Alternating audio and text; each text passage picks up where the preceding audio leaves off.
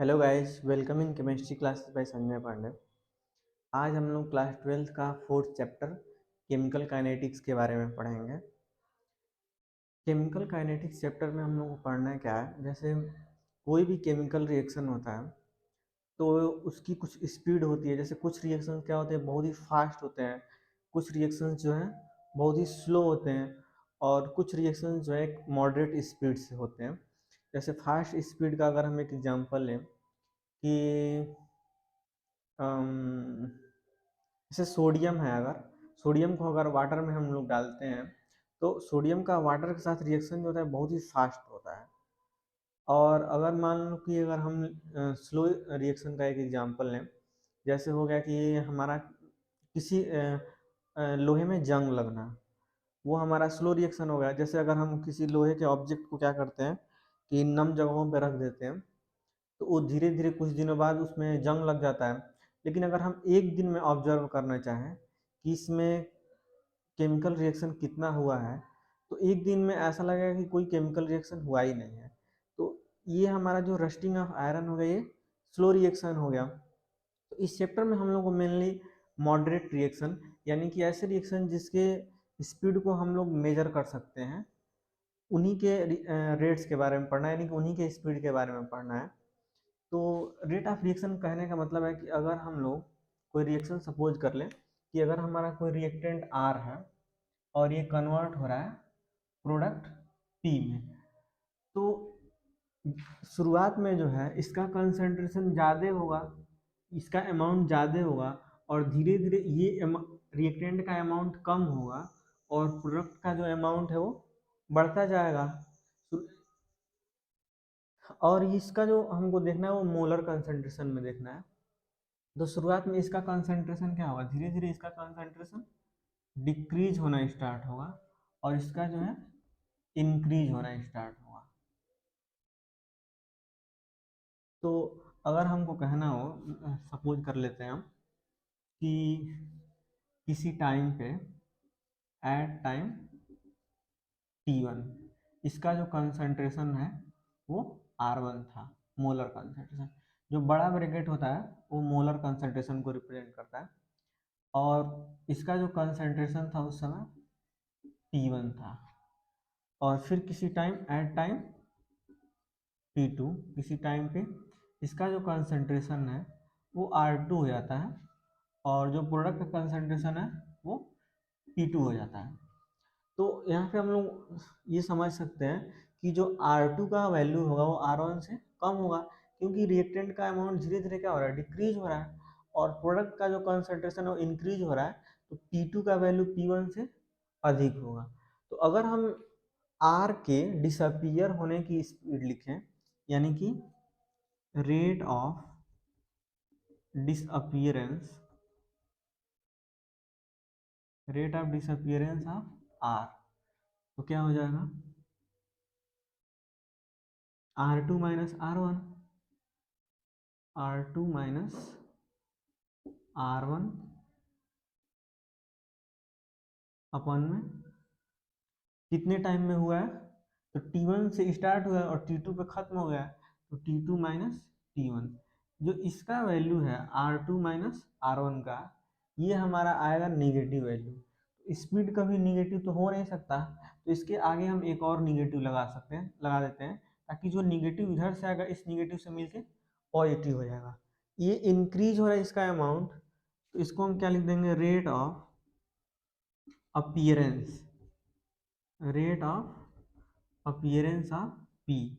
ये हमारा P2 में से P1 इंक्रीज होगा, P2 माइनस P1 अपन में, ये भी डेल्टा टी टाइम में हो जाएगा, T2 minus T1, T2 minus T1। तो इसको हम लोग लिख सकते हैं चेंज को डेल्टा आर अपन में डेल्टा टी, और ये डेल्टा डेल्टा पी अपन में डेल्टा टी। और कभी भी हमको जब चेंज निकालना होता है तो चेंज हम लोग बाद वाले में से पहले वाले को माइनस करते हैं चेंज निकालने के लिए। तो लेकिन ये हमारा रेट ऑफ डिसअपियरेंस हो गया, और ये जो है हमारा रेट ऑफ अपीयरेंस हो गया। अब हम किसी एक रिएक्शन को एग्जांपल के तौर पर ले सकते हैं, लेके देख लेते हैं। जैसे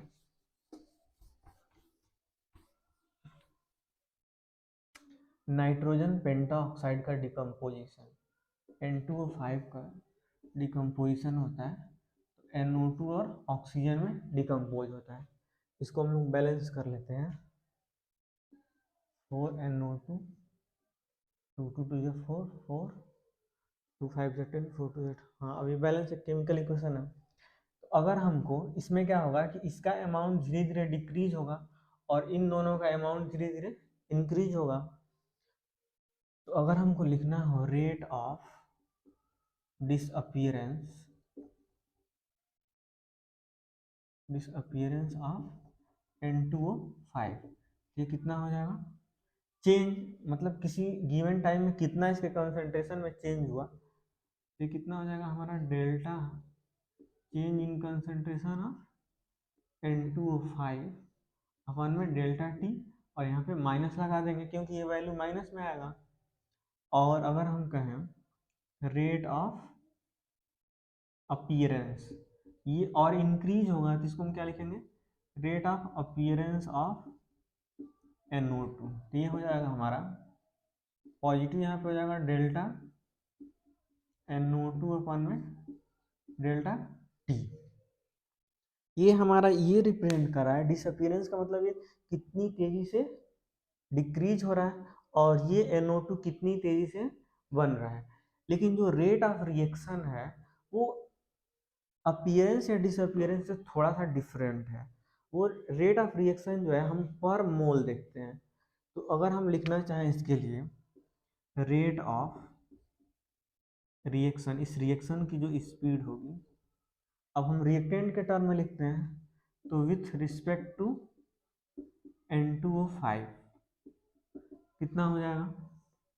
सेम में ही पहले लिखेंगे हम लोग change in concentration, molar concentration of N2O5 अपन में डेल्टा टी। और यहाँ पे हम लोग दे सकते हैं कि ये 2 मोल से 2 मोल N2O5 से 4 मोल NO2 बन रहा है। तो हमको पर मोल्स देखना है, यानी कि इसके 1 मोल से, तो हमको क्या हो जाएगा यहाँ पे -1/2। ऐसे ही अगर हमको इसके सापेक्ष इसके मतलब रिस्पेक्ट में देखना हो कि रेट ऑफ रिएक्शन कितना होगा, यानी कि rate of reaction with respect to NO2, तो ये हो जाएगा हमारा change in concentration of NO2। ये तो पॉजिटिव ही होगा क्योंकि इसका वैल्यू इंक्रीज हो रहा है, और ये हो जाएगा 1/4 प्लस 1/4। ऐसे हम लोग इस ऑक्सीजन के रिस्पेक्ट में भी लिख सकते हैं। तो rate of reaction with respect to oxygen, ये हो जाएगा हमारा डेल्टा O2 अपॉन में डेल्टा टी। ये भी हमारा पॉजिटिव वैल्यू आएगा। तो मेनली हमारा जो रेट ऑफ डिसअपियरेंस सिर्फ change in molar concentration of N2O5 upon में डेल्टा टी, और यहाँ पे जो इसकी स्टाइक्योमेट्री है, स्टाइक्योमेट्री से इसको क्या कर देंगे? डिवाइड कर देंगे। इसके मतलब इस कॉन्सेप्ट के बेसिस पे एक हम लोग न्यूमेरिकल भी कर लेते हैं। इसमें न्यूमेरिकल है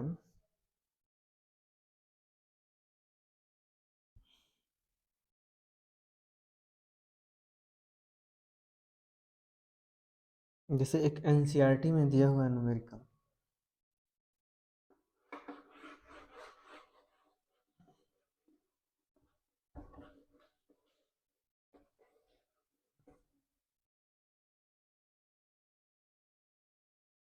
ब्यूटिल क्लोराइड का हाइड्रोलिसिस हो रहा है C4H9Cl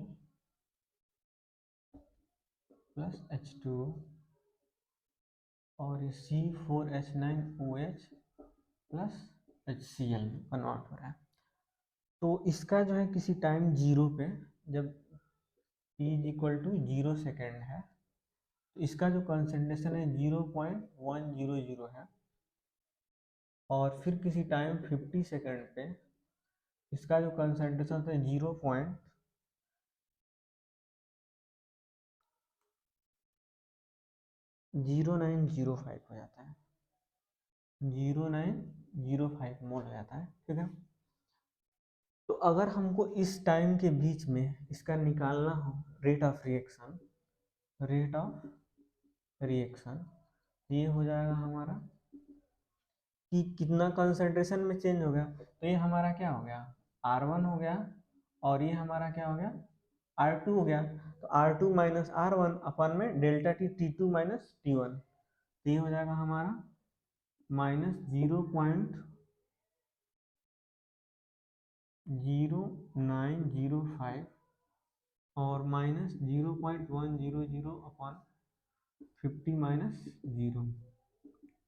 तो ये हो रहेगा, एक और 10 माइनस 5 या 5 और 9, फिर 9 में 0 हो गया 0, 0.0095 अपन में 50, ये माइनस वैल्यू आएगा तो ये पॉजिटिव हो गया। इसको हम लोग सॉल्व कर लेते हैं, तो ये हो जाएगा हमारा 10,000 से अगर मल्टीप्लाई करेंगे तो 95 अपन में 50 इंटू 10,000, 5 10 50, 5 1 5, 5 9 45, तो 19 इंटू 10 का पावर माइनस 5, ये ऊपर जाएगा तो 1.9 इंटू 10 का पावर माइनस 4 मोल पर लीटर और पर सेकेंड। इसके यूनिट के बारे में अभी हम लोग जान लेंगे।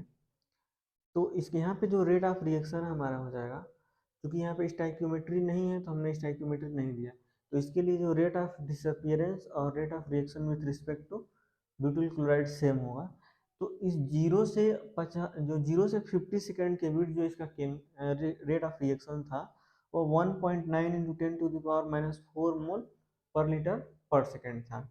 इसके आगे भी दिया है कि जब t is equal to 100 second है, इसका जो कंसेंट्रेशन है वो कितना है, 0.0820, 0.0820 है। तो अब हमको अगर रेट ऑफ रिएक्शन निकालना है,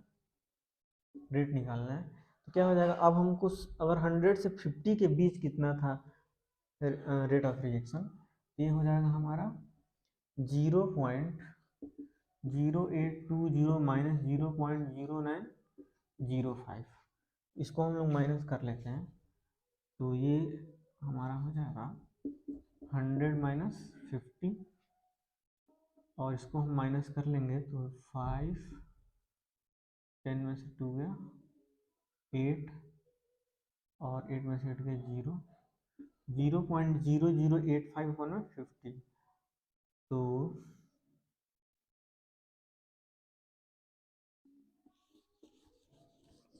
इसको हम लोग सॉल्व कर लेते हैं, 85 अपन में 50 इंटू 10,000, 30, इसका आ जाएगा 1.7 इंटू 10 का power minus 4 mole litre inverse second inverse. तो ये हमारा हो गया कि जब 50 से 100 सेकेंड के बीच जो इसका रिएक्शन रेट ऑफ रिएक्शन है 1.7 into 10 to power minus 4 mole litre inverse second inverse, तो इस रेट ऑफ रिएक्शन को हम कहते हैं एवरेज रेट ऑफ रिएक्शन।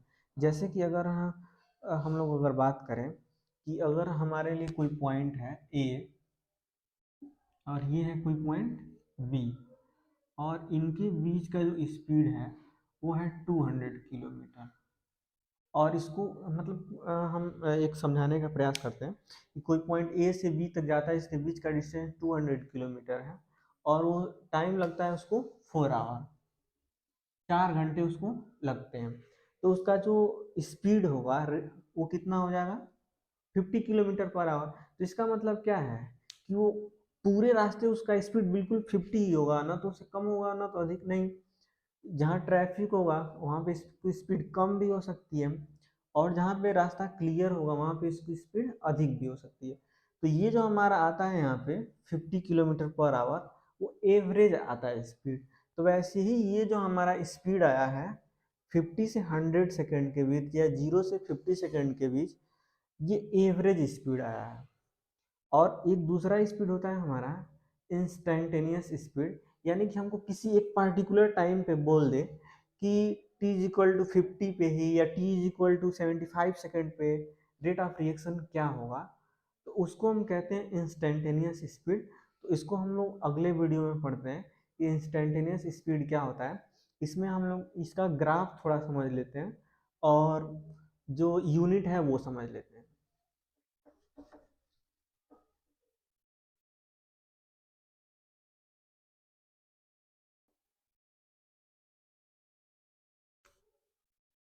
जैसे अगर हम सिंपली ग्राफ भी हम इसका डिटेल में अगले वीडियो में समझेंगे। जैसे अगर हम यहाँ पे कंसंट्रेशन को रिप्रेजेंट करें और इस पे इस एक्सिस पे टाइम को, तो शुरुआत में जब रिएक्शन स्टार्ट ही ना हुआ हो यानी कि टाइम बिल्कुल जीरो हो, तो उस समय रिएक्टेंट का जो अमाउंट होगा वो मैक्सिमम होगा, रिएक्टेंट का जो कंसंट्रेशन होगा वो मैक्सिमम होगा। तो सपोज कर लेते हैं यहाँ पे है, और जैसे जैसे टाइम इंक्रीज होगा इसका अमाउंट क्या होगा, डिक्रीज होता जाएगा। नीचे आएंगे तो कंसंट्रेशन डिक्रीज होगा, यानी कि इसका कंसंट्रेशन धीरे धीरे क्या होता जाएगा, डिक्रीज होता जाएगा। और प्रोडक्ट क्या होगा, जब रिएक्शन नहीं स्टार्ट हुआ रहेगा तो प्रोडक्ट बिल्कुल जीरो होगा, और जैसे जैसे टाइम इंक्रीज होगा तो उसका अमाउंट बढ़ता जाएगा कंसंट्रेशन, यानी कि ये बिल्कुल पहले जीरो होगा, जैसे जैसे रिएक्शन आगे बढ़ता गया इसका कंसंट्रेशन इंक्रीज होता जाएगा। इसको हमारा ये कंसंट्रेशन ये हमारा हो गया प्रोडक्ट के लिए, और ये हो गया हमारा रिएक्टेंट के लिए। और बात कर लेते हैं इसके यूनिट के लिए, तो चूंकि रेट इज इक्वल टू है डेल्टा आर या डेल्टा पी अपन में डेल्टा टी, इस साइन माइनस है तो माइनस और यूनिट से नहीं मतलब है। तो डेल्टा आर जो है क्या है, चेंज इन कंसंट्रेशन, तो चेंज इन कंसंट्रेशन कंसंट्रेशन ही होगा, यानी कि कंसंट्रेशन अपॉन में टाइम। अगर कंसंट्रेशन जो है मोलरिटी में दिया हो यानी कि मोल पर लीटर में हो, और जो टाइम हो सेकेंड में हो, तो रेट ऑफ रिएक्शन का जो यूनिट हो जाएगा वो हो जाएगा मोल लीटर इनवर्स सेकेंड इनवर्स। और अगर जो हमारा रिएक्शन जो हो रहा हो किसी गैसियस सब्सटेंस के बीच हो रहा हो, तो गैसियस सब्सटेंस को हम लोग प्रेशर के टर्म में रखते हैं, तो उसके लिए हो जाएगा हमारा पार्शियल प्रेशर के फॉर्म में हम रिप्रेजेंट करते हैं। उसके लिए हमारा हो जाएगा ऊपर हो जाएगा पार्शियल प्रेशर, तो ये एटीएम होता है, और नीचे जो हो जाएगा हमारा सेकेंड, इसका हो जाएगा हमारा एटीएम सेकेंड इनवर्स, ये फॉर गैसियस रिएक्शन। और ये जो है हमारा किसी भी रिएक्शन के लिए हो जाएगा। Okay, thank you. अगर वीडियो अच्छा लगे तो चैनल को सब्सक्राइब करना।